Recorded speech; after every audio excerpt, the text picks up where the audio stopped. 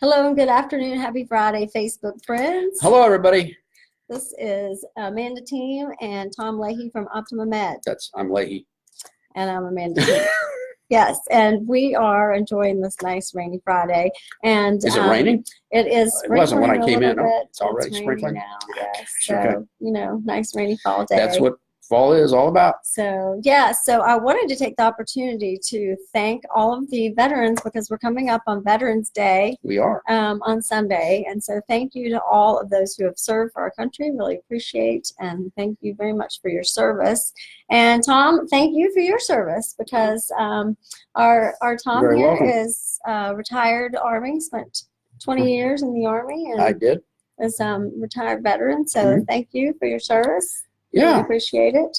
And then after you retired from the Army, you got into financial services, and wealth management, and it was through that experience that I got involved in higher education.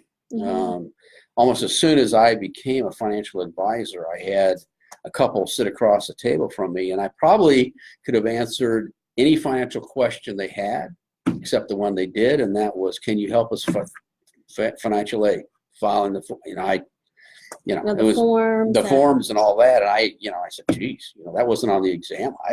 But it got me thinking, and I started doing research, and the more I looked into it, the more intrigued I got, and the more passionate I got about financial aid and higher education as a whole, because it became very evident to me that if it wasn't done correctly, it could have a huge impact on families financially. Even back when I started, in '95, getting involved, even back then, cost was always a concern for families.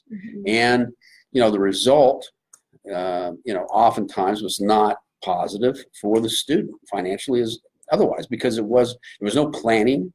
It was just, throw it against the wall and see what sticks, and so it became very important to me and I'm passionate, and I started doing it on the side until, 7 years ago when I sold my wealth partnership to do this full time.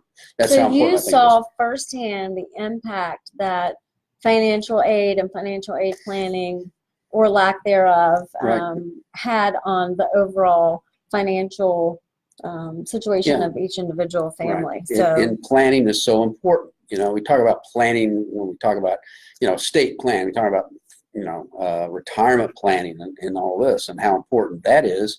Well, planning for college and planning for financial aid eligibility and all that is important too. It's part of that process, and it impacts everything else as well. So that's why I think it's critical that we talk about this right now, because families right now who have seniors are right in the middle of filing for financial aid. Right. And so what is great about your experience is that you have an understanding and first-hand understanding about the impact and the planning. And it's not just about filing the papers, but it's about the strategy as well. So talk a little bit about the strategy of all of that. Well, I think it's important for folks to understand, and I just want to make a comment about the fact that, and people need to know that I am still a registered financial advisor, but I want to make it also clear that I have no financial clients. I don't manage anybody's money. I don't do any trading. I maintain my credentials because I think it's very important that people understand that I have the experience and the expertise to advise them correctly when it comes to financial aid. And when you think about it, if you're in front of someone who is telling you about financial aid and how to maybe move things around to increase your eligibility, do they really understand how that advice might impact another area of their financial life?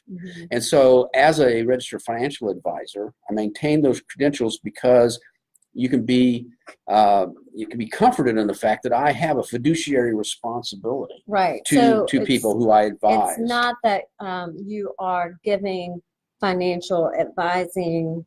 I'm not giving investment advice, but you have this huge understanding, background, and experience with that is just Yeah. part of your experience and Exactly. journey. And so it Yes. lends itself to helping with the overall strategy of financing Exactly. and financial aid. I'm also a member, 20-year member of the Virginia Association of Financial Aid Administrators. This is an organization that the folks at the colleges and universities who work in financial aid belong to. So I am a long time member of that association as well. So I guess the message is, we understand the system, we understand what works and what doesn't work, and when we advise you about financial aid, you can take it to the bank.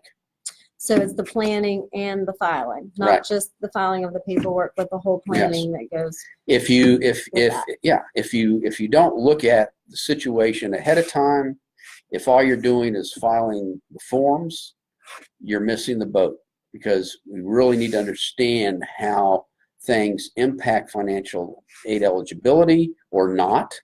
And we need to have that conversation earlier on. And that's one of the reasons why I think, it's important that even families who have elementary school kids need to understand how it works and what you're looking at down the road, so you can plan better and position yourself better in terms of that eventuality.